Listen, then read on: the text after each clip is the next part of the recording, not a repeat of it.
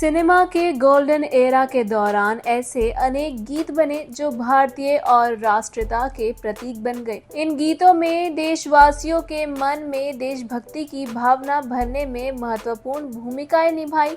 यही नहीं, इन गीतों ने विभिन्न समुदाय के लोगों को एक सूत्र में बांधा। वर्षों बाद भी ये गीत देश में होने वाले हर राष्ट्रीय समारोह में गूंजते हैं। यही नहीं, ये गीत विदेशों में भी भारतीयता का प्रतिनिधित्व करते हैं। ऐसा ही एक गीत है जिसे पिछले दिनों व्हाइट हाउस में बजाया गया। इतना ही नहीं, अमेरिका में रहने वाले भारतीयों के अनुरोध पर वह धुन दोबारा बजाई गई। व्हाइट हाउस में मरीन बैंड ने पिछले दिनों अनेक एशियाई अमेरिकियों के समक्ष इस गीत की धुन बजाई। व्हाइट हाउस में एशियन अमेरिकन, नेटिव, हवाई एंड पैसिफिक आइलैंड के विरासत माह का जश्न मनाने के लिए ये आयोजन हुआ था, जिसमें राष्ट्रपति बाइडेन और उपराष्ट्रपति कमला हैरिस भी उपस्थित थी। देशभक्ति गीत की धुन को भारतीय अमेरिकियों के अनुरोध पर मरीन बैंड ने 2 बार बजाया। अमेरिकी राष्ट्रपति की ओर से इस वार्षिक कार्यक्रम के लिए भारतीय अमेरिकियों को आमंत्रित किया गया था। 1 साल से भी कम समय में यह दूसरी बार है जब व्हाइट हाउस में भारत का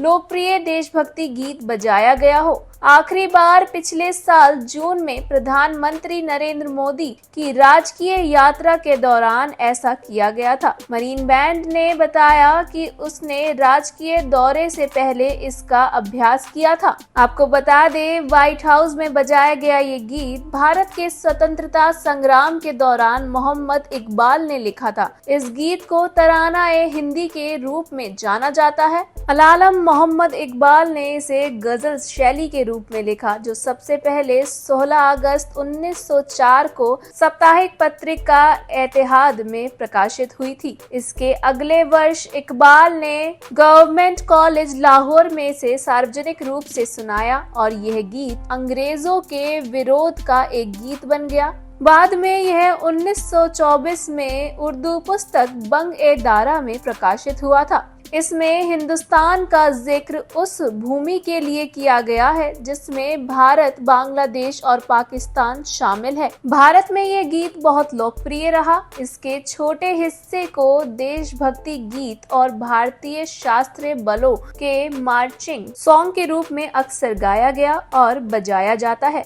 इस गीत के लिए सबसे लोकप्रिय संगीत रचना सितार वादक रविशंकर ने की थी। रविशंकर द्वारा बनाई गई धुन को ही भारतीय सशस्त्र बलों के मार्चिंग गीत के रूप में अपनाया गया। पहले भारतीय अंतरिक्ष यात्रा राकेश शर्मा ने 1984 में तत्कालीन प्रधानमंत्री इंदिरा गांधी को यह बताने के लिए गीत की पहली पंक्ति का उपयोग किया था कि भारत बाहरी अंतरिक्ष से कैसा दिखता है। वहीं भारत के पूर्व प्रधानमंत्री मनमोहन सिंह ने प्रधानमंत्री बनने के बाद अपनी पहली प्रेस कॉन्फ्रेंस में अपने उद्घाटन भाषण में इस कविता को अद्धृत किया था। यहाँ तक कि स्वर कोकिला लता मंगेशकर ने भी इस गीत को संसद में गाया था। यह गीत लगभग 1 शताब्दी तक भारत में लोकप्रिय रहा है। कहा जाता है कि जब महात्मा गांधी 1930 के दशक में पुणे की यरवदा जेल में कैद थे तो उन्होंने इस गीत को 100 से अधिक बार गाया था। 1930 और 1940 के दशक में इसे धीमी धुन पर गाया जाता था। साल 1945 में इंडियन पीपल्स थिएटर एसोसिएशन के साथ मुंबई में काम करते समय सितार वादक पंडित रविशंकर को के अब्बास की फिल्म धरती के लाल और चेतन आनंद की फिल्म नीचा नगर के लिए संगीत तैयार करने के लिए कहा गया था। साल 2009 में शेखर गुप्ता के साथ एक इंटरव्यू में रविशंकर ने बताया कि उन्हें लगा कि मौजूदा धुन बहुत धीमी और ट्रैजिक थी। इसे और अधिक प्रेरक और प्रभाव देने के लिए उन्होंने इसे एक मजबूत धुन से सेट किया और आज इस गीत की लोकप्रिय धुन है, जिसे बाद में उन्होंने समूह गीत के रूप में आजमाया। बाद में इस गीत को मोहम्मद रफी, लता मंगेशकर, आशा भोसले और महेंद्र कपूर ने अलग अलग फिल्मों फिल्मों के लिए अलग अलग धुनों पर गाया। आशा भोसले ने इसे साल 1959 में रिलीज हुई फिल्म भाई बहन के लिए गाया था। वहीं डीजे रानी, बेबी नाज और जॉनी वॉकर की मुख्य भूमिका वाली इस फिल्म का निर्देशन जेपी सिप्पी ने किया था। इस गीत का संगीत एन दत्ता ने दिया था। इसके बाद साल 1961 में रिलीज हुई फिल्म धर्मपुत्र में भी इस गीत को रखा गया था, जिसे मोहम्मद रफी ने आशा भोसले के साथ गाया था। अशोक कुमार, माला सिन्हा और शशि कपूर की मुख्य भूमिकाओं वाली इस फिल्म का